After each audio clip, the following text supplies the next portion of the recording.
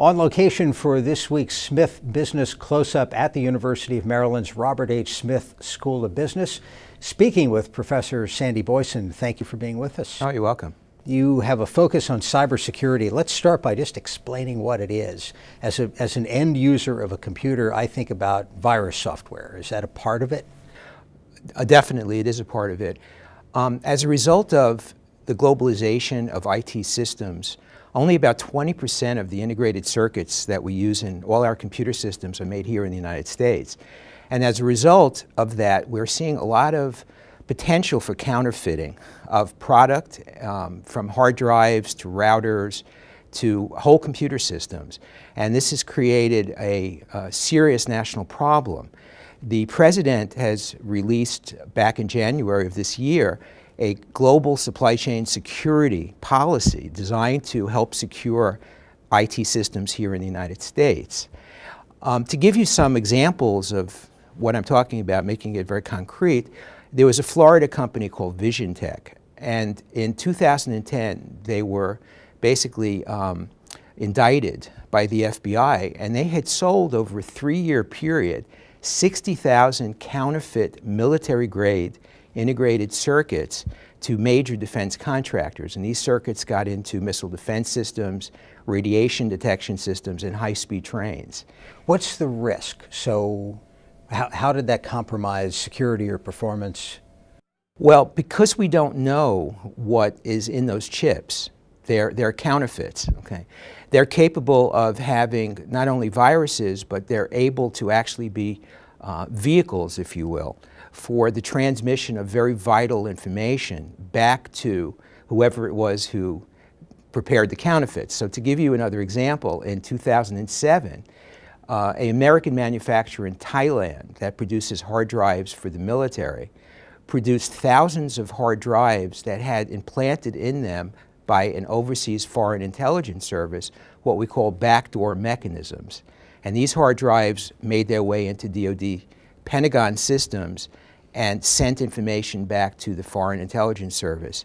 And so DoD information was compromised. So we not only run the risk of disruption of a critical activity such as a high-speed train, but we also run the risk of intellectual or military property, secrets, being sent back to foreign intelligence services. And this has represented a tremendous problem.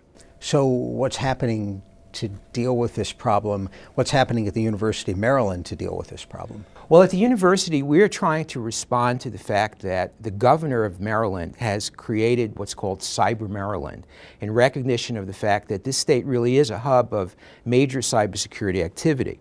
So we have Fort Meade, which is the center of the Military Cyber Command, which is a newly created command designed to secure critical IT systems in the United States. We have the National Institute of Standards and Technology up in Gaithersburg, which is a critical policy driver of cybersecurity policy in the United States. And we're working very closely with NIST here at the Smith School in helping them understand some of the critical issues involved in securing IT supply chains. Are companies potentially at risk, and what should they be doing about it? Companies are at great risk. In fact, Mike Rogers, the head of the House of Representatives Intelligence Committee and a former FBI agent, said just a few months ago that over $1 trillion worth of lost revenue and intellectual property were incurred by companies due to cyber theft. So it's a really significant corporate level problem. And in October of 2011, the Security and Exchange Commission said that cybersecurity risks are now considered material risks, which means they must be disclosed because they affect the very operations of companies and must be disclosed to shareholders as risks. You're personally running a new cybersecurity certificate program. Tell us what that means. I mean, what qualifications does one need to go after this certificate, and then how would it be used?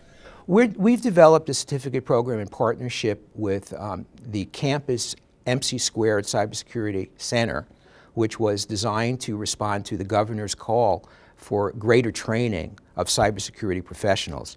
And not only greater training, but new kinds of training are needed given the nature of the threat.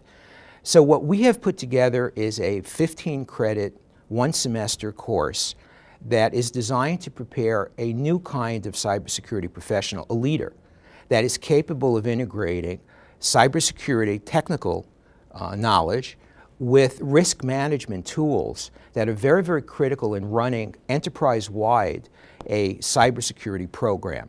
And in addition to that, we're providing leadership and project management skills that we think round out the portfolio of the next generation of cybersecurity leader.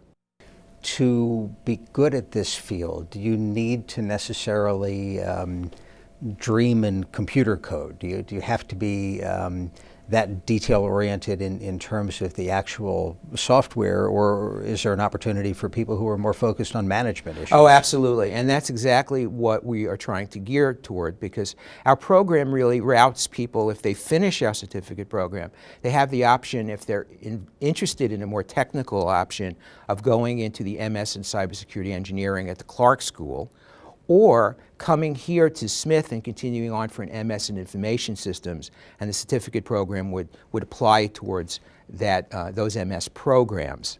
Yes. All right, Sandy Boyson, thank you for being with us. My pleasure.